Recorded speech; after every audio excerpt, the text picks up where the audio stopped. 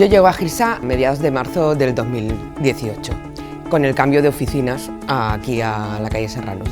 Necesitan una persona para las tareas de limpieza y a través de una compañera pues se me hace la entrevista y me quedo a trabajar. Tenía en ese momento a mis hijas adolescentes, una en la universidad, la otra en el instituto. Había dejado de trabajar para cuidar de ellas y en ese momento ya no me necesitaban ellas a mí, pero yo sí que necesitaba una distracción, volver a trabajar para hacer algo en mi vida y que fuese mi tiempo aprovechable.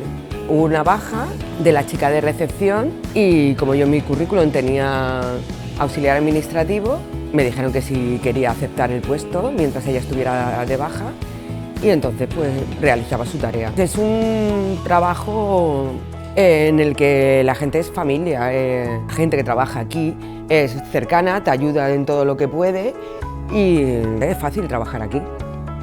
¿Qué destacaría? Pues muchas cosas. La verdad es que sobre todo su fuerza, su falta de miedo a enfrentar nuevos retos. Siempre que le hemos pedido afrontar nuevos puestos de trabajo en distintos momentos, nunca ha dicho que no. Y bueno, la verdad es que sus ganas de superarse cada día y de hacerlo bien. Para mí la verdad es que ha sido un gusto verla crecer aquí dentro y hacerla partícipe de esa fuerza que tiene esta empresa, ese nivel, pues para mí ha sido pues muy bonito y muy importante.